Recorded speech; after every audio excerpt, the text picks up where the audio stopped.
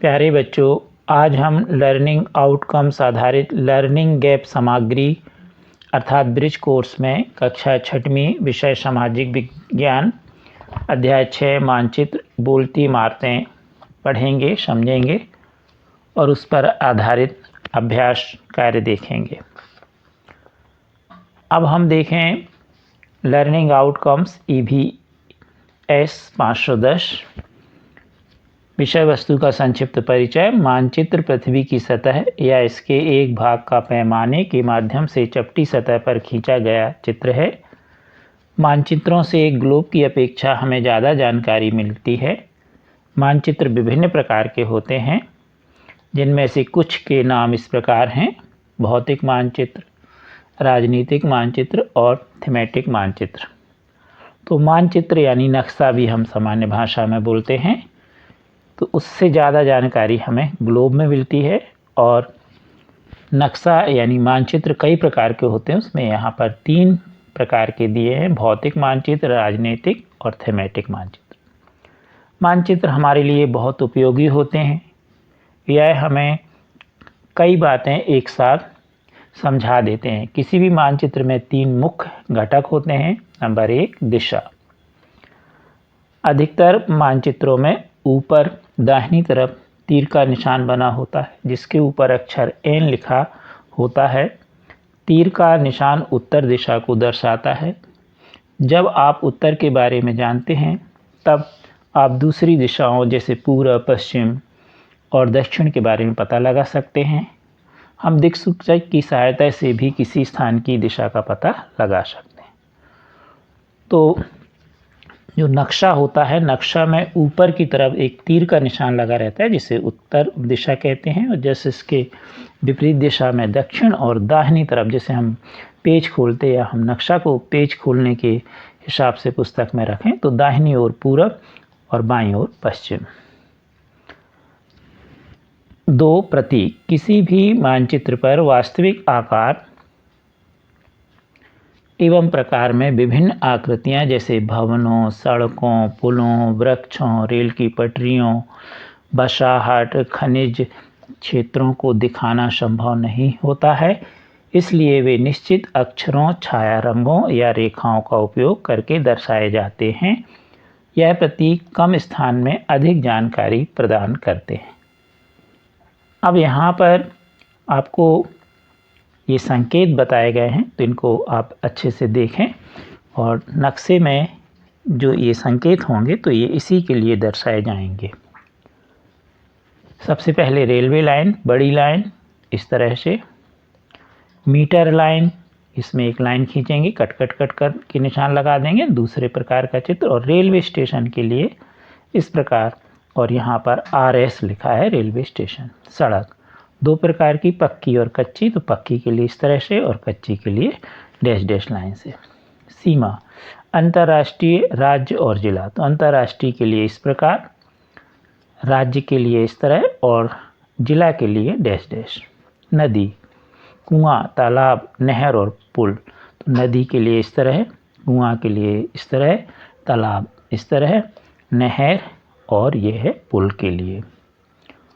मंदिर, मस्जिद, गिरजाघर, छतरी। तो मंदिर इस तरह बनाया जाएगा सांकेतिक में, गिरजाघर इस तरह, जिसे हम चर्च भी कहते हैं, मस्जिद इस तरह और छतरी इस तरह। अब देखें पोस्ट ऑफिस। तो पोस्ट ऑफिस को PO लिखेंगे, पोस्ट एवं टेलीग्राफ ऑफिस को PTO और पुलिस स्टेशन को PS। बस्ती, बस्ती को हम इस तरह से शो करेंगे और कब्रिस्तान को इस तरह से। पेड़, पेड़ को इस तरह और घास को इस तरह। तो ये उसके सांकेतिक जो भी आपको नक्शे में बताए जाते, तो ये संकेत हैं। इन्हें हम रूढ़ी चिन्ह भी कहते हैं। अब देखेंगे हम तीसरा, दूरी। मानचित्र में दूरी के वास्तविक आकलन के लिए पैमाने का उपयोग किया जाता है। पैमाना स्थल पर वास्तविक दूरी तथा मानचित्र पर दिखाई गई दूरी के बीच का अनुपात होता है। तो इसमें पैमाने का उपयोग किया जाता है, जैसे 1 सेंटीमीटर बराबर 5 किलोमीटर। तो इस तरह से। अब है अभ्यास वर्कशीट। यहाँ पर एक चित्र बना है और इस चित्र में देखते हुए हमें कुछ प्रश्नों के उत्तर देना है। तो हम देखें, पहला प्रश्न है, यहाँ एक गांव का मानचित्र दिखाया गया है। इस चित्र को देखकर प्रश्नों के उत्तर लिखिए। विकास के घर से कुआं किस दिशा में है? तो सबसे पहले हम देखें विकास का घर, तो ये है विकास का घर, और कुआं ये है ऊपर की तरफ है, और ऊपर की तरफ कौन सी दिशा कहलाती है? उत्तर, तो उत्तर दिशा में कुआं कहलाया। अगला है, खेल के मैदान के किस दिशा में विद्यालय है? तो सबसे पहले हम देखें खेल का मैदान, तो ये है खेल का मैदान, और इसके नीचे की तरफ विद्यालय है, तो ये कौन सी दिशा कहलाई? क्योंकि उत्तर ऊपर की तरफ है और नीचे की तरफ दक्षिण, तो ये दक्षिण दिशा में विद्यालय होगा। अगला प्रश्न है, करीम के घर से किस दिशा में विकास का घर है? तो आप देखिए, करीम का घर जो है विकास के किस तरफ है? आप ध्यान से देखिए, पश्चिम दिशा में, यानी हमारे बाईं ओर है, तो पश्चिम दिशा कहलाए। अब देखें अगला प्रश्न, शीला को अपने घर से दुकान जाना है, वह किस दिशा में जाएगी? तो शीला का घर आप देखिए चित्र में, तो ये है शीला का घर, और बाईं ओर जाएगी, ये शीला का घर, ये दुकान, यानी ये भी किस दिशा में जाएगी? पश्चिम दिशा में। इस तरह से आप देख करके बता सकते हैं। दूरी का मापन करने के लिए यहाँ पर एक पैमाना लिया गया है, तो उस पैमाने का मान क्या है? 1 सेंटीमीटर बराबर 10 मीटर, यहाँ पे लिखा हुआ है पैमाना 1 सेंटीमीटर बराबर। अब देखेंगे 2, अवलोकन करो और प्रश्नों के उत्तर खोजकर लिखो। तो यहाँ पर एक मानचित्र है, नक्शा है, उसमें देख के हमें बताना है। क, अगर तुम बोडली दरवाजे से किले के अंदर देख रहे हो तो कटोरा हौज किस दिशा में है? तो हम सबसे पहले बोडली दरवाज़ा देखें, तो हमने यहाँ टिक कर दिया है, ये है बोडली दरवाज़ा। अब यदि हम इससे अंदर की ओर देखें और कटोरा हौज देखें तो ऊपर की तरफ है, अर्थात उत्तर दिशा में है। बोडली दरवाजे से कटोरा हौज उत्तर दिशा में है। अगला है, अगर कोई बंजारा दरवाजे से अंदर आ रहा है तो कटोरा हौज किस दिशा में होगा? तो अब हम देखें बंजारा दरवाज़ा, तो इसे भी हमने टिक कर दिया है। अब यहाँ से यदि हम देखें तो यह जस्ट नीचे की ओर है, यानी दक्षिण दिशा में है।